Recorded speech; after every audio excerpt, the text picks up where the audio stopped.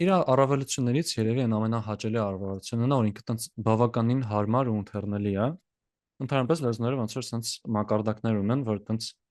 ինչքան կոմպին մոտիկ են sense ասած, sense այդ կոմպի պրոցեսորին մոտիկ են ու ինչքան հասկանալի են։ Օրինակ համար տենց assembler կամ տենց sense մեքենայական կոդ բանան, իրանք շատ արագ են աշխատում, տենց շատ կոմպին մոտիկ են, բայց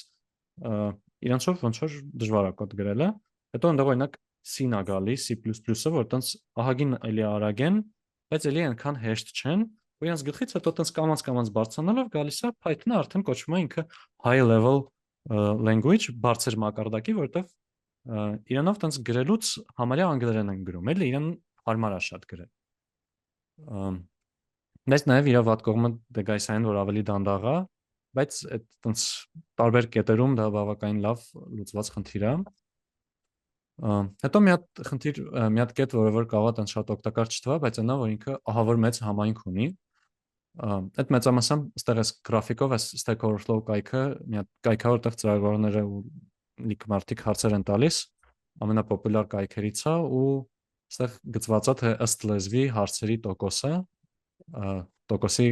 կախվածությունը ժամանակից։ Հիմա Python-ը տենց առաջ տեղում է 23 թվի դրությամբ առնվազն։ Սա կարող է թվա դե հալավ բա մեզ ինչ, բայց սրա հաճելին է, որ եթե ինչ որ հարց ունեք կամ ինչ որ թազա բան եք ուզում անել, ինչ որ հերավոր միտեղ չինացի մի հատ ինչ որ այդ հարցից ունեցել է, այդ հարցին ինչ որ մի հատ ուրիշ հնդիկ պատասխանել է, մենք կարան Google-ենք, կան գտնենք, դա կարդանք, հասկանանք։ Կամ ինչ որ բան ենք ուզում սարքենք, արդեն ինչ որ պատրաստի գրադարան կա, որ դա միանգամից սարքենք, ինչը այդ Python-ի այդ էկոսիստեմի հարստությունը դարձնում է իրեն ամենամեծ գրավիչ կետերից մեկը։ Այս տենց մի հատ որ խնդրեմ ձեր միկրոֆոնը կանջատեք անի։ Կամ ես կարամ, հենց։ Մի հատ ուրիշ բան, որ տենց ուտա շատ որպես հավես կետ եմ նշել, նա իր կոդը լրիվ բաց հասանելի է։ Տենց կարա գնաք, տենց կարդաք Python-ի կոդը, հավեսային, որ տենց C-ով է սկսում հենց այս կոդերի հավաքածուի անունը, բայց այս թեթև կետ որպես ինքը տենց աշխատում է տարբեր օպերացիոն համակարգերի հետ, մեծամասամբ տենց շատ փոփոխություն պետք չի լինում անել կոդի մեջ, որ Windows-ից սկսի աշխատել Mac-ի հետ կամ Mac-ից սկսի աշխատել Linux-ի հետ։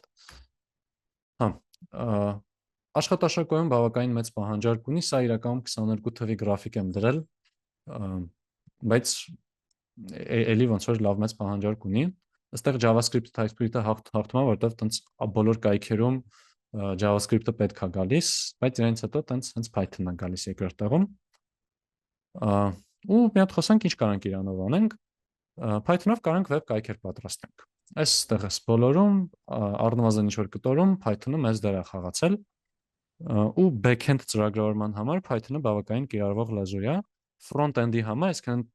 կայքի տեսքում տենց շատ պետք չի կամ ընդհանրապես պետք չի, վստահ չեմ, որ պնդումն ավելի ճիշտ, բայց այն հետևում այդ կուլիսների հետևում տեղի ունեցող գործերը կազմակերպելու համար Python-ը լավ պետքական է։ Python-ը ավտոմատացման համար է լավ կիրառական, տեսա բարձրացած ձեռը, այս կտորը վերջացնեմ, լսեմ։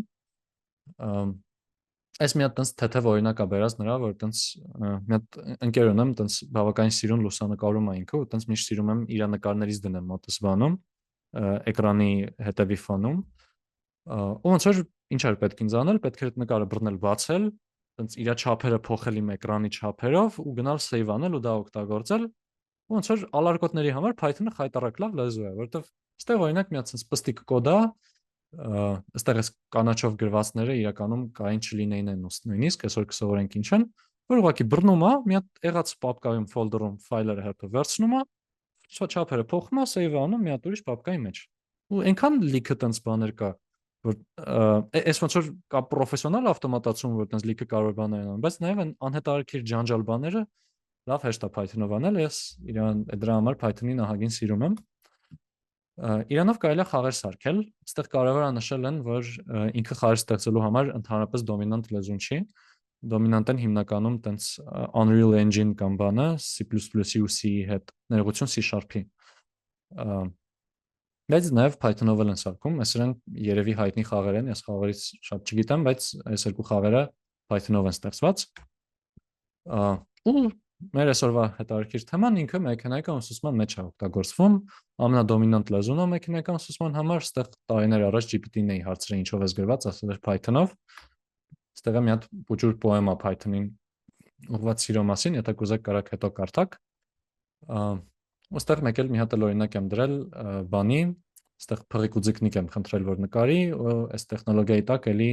մեծամասամբ Python-ը ընկած։ Սա իմ իջած տես տարիներ առաջվա մոդել է, եթե տեսել եք հիմիկվա տրենդը, այն Ghibli mode կամ տենց այդտեղ այդ ստուդիայի նկարներով կարաք մի տեղով փորձեք սարքել, նաև տեսնեք թե ինչքան է լավացել է ամեն ինչը։ Հա, այս ավելի շատ հավեսի համար եմ սա դրել, անիմացիաների ստեղծումում է շատ օգտագործվում, սա օրինակ Քառակուսի հիմնադրամի սարքած դպրոցական մակարդակի մաթեմի նյութերի անիմացիաներն է, որոնք որ լավ հիմա կախում է, բայց այսինքն լիքը սիրուն անիմացիաներ բանման Python-ով է սարքած։ Կներեք։ Այսօր մի հատ ուրիշ շատ սիրուն անիմացիա էր, որ կրկին Python-ով է սարքած։ Հա,